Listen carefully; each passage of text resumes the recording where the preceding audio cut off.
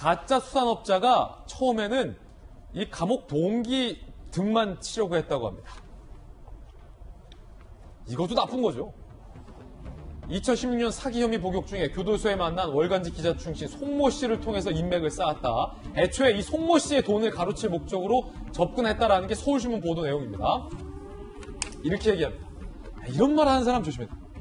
아니, 자기가 뭔데 진짜 형도 아닌데 형님의 평생 돈 걱정 안 하게 된다. 이거 조심해야 돼. 형님, 제가요 오징어 이거 있어요.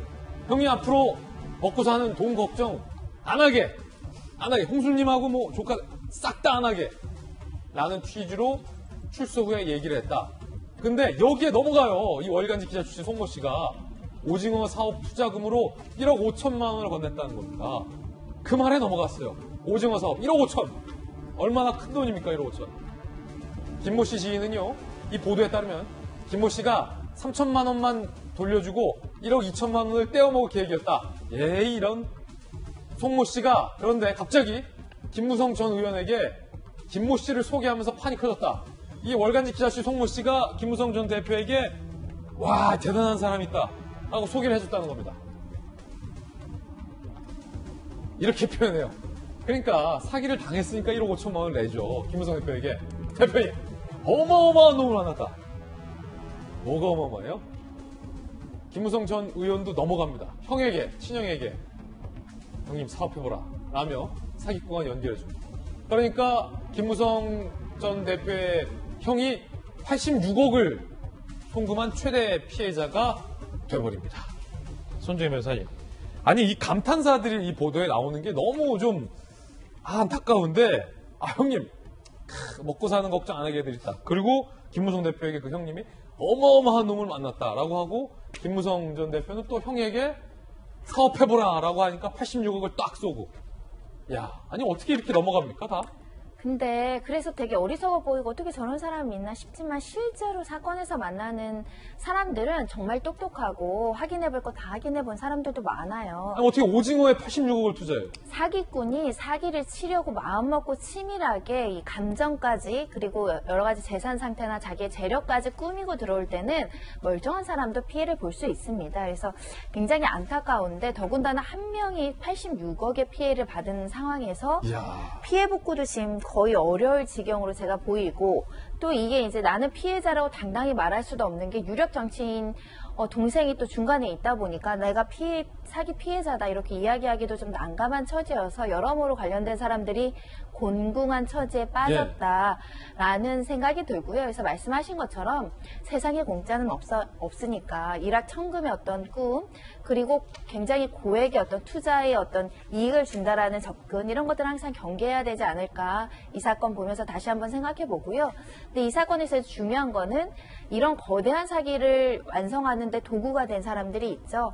수많은 인맥들이 또 뭐 많은 선물을 받았다, 김영란법 위반이다, 그걸 과시하면서 이렇게 고액 투자를 받았던 것으로 보여서 공직자들, 특히 김영란법 적용되는 사회에 영향력 있는 사람들은 항상 뭐라고 해야 될까요? 사람 보는 눈도 길러야 되지만 주변 정리를 잘해야 된다라고 생각합니다. 맞습니다. 좋은 말씀, 정말 참 좋은 말씀 주셨습니다. 윤태호 실장님, 김무성 전 대표나 김무성 전 대표 형 입장에서는 일단 형 입장에서는 동생이 좀 아니 저런 사람을 나한테 소개시켜줘가지고 내가 86억 원. 김무성 전 대표 입장에서는 그 송씨 월간지 기자 어마어마한 놈이라고 소개시켜줬는데 그냥 놈이에요. 참 뭐라고 할 말이 없죠. 그러니까 다 피해자들이잖아요. 뒤에 보면 사실은. 이게 뭐 많이 나오지 않습니까? 특검, 뭐 국정원장, 뭐 전현직 의원, 뭐 현직 의원 이렇게 나오는데 그 사람들 다 이제 기가 찰 것이고 그리고 제가 하나 걱정되는 것은 더 피해자가 있는데 더 있는데 부끄러워가지고 부끄러워서 뭐 그 사회적 지위나 이런 사람이 있는 분이 이거 보고 아유 나도 이거 뭐 밝혀지면 돈이 문제가 아니라 내가 앞으로 이제 뭐 어떤 정치적 활동하는 데 있어가지고 정말 어렵겠다 싶어가지고 또 숨기고 있는 분이 있진 않은지 그렇다면은 지금 체포돼 있는 저 이제 김씨 가짜 수산업자는 그걸 또 노려가지고 이런 걸 이제 막 이제 폭로하고 있는 건 아닌지 그런 것까지도 아쉽네요. 그러니까 이제 앞으로 경찰, 검찰 철저히 수사하면서 물론 욕심 때문에 가해자한테 뭘 받고 이런 분들은 또 그에 대한 책임을 져야 되겠지만은 정말 좀 어리석은 피해자들은 또 그분들을 좀 보호해주는 쪽으로 가야지 더 철저한 수사가 되고 저 가해자의 속셈에 놀아나지 않는 게 될 것 같습니다. 맞습니다. 그런가 하면 이 포르쉐 차량 논란이 불거진 박영수 특검을 이 공직자로 봐야 하느냐 말아야 하느냐도 논란이라고 합니다.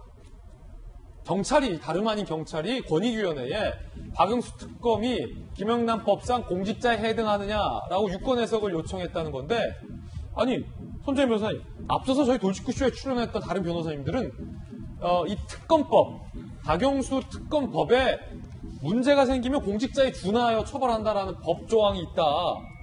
그러니까 공직자가 맞다라는 의견 주시기도 했는데, 경찰은 이걸 왜 권익위에 해석을 의뢰한 겁니까?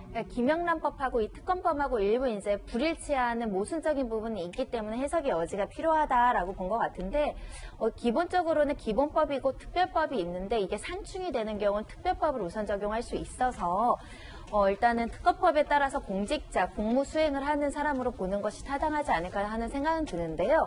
좀 어려운 지점이 그런 게 있습니다. 일반 노론으로는 특별법이 우선하는데 범죄를 처벌하는 구성 요건이나 처벌의 어떤 그 규정들을 명확해야 되거든요. 명확하지 않은 피고인의 이익으로 가기 때문에 그래서 이런 논란이 제기된 것이다 라고 보셔야 될 것 같고요. 워낙 김영란법도 실제 처벌한 사례들이 많지 않은 데다가 더군다나 특검으로서 검사로 활동했던 사람이 이런 또 법에 조촉했던 일이 선례가 거의 없어서 예.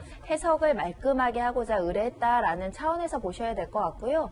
첫 번째로는 금액이 안 넘었다라는 걸로 굉장히 주장을 강하게 할 줄 알았는데 이제는 아예 대상 자체가 아니라고 부인을 해서 또 다른 쟁점으로 이 사건이 흘러가는 것 같습니다.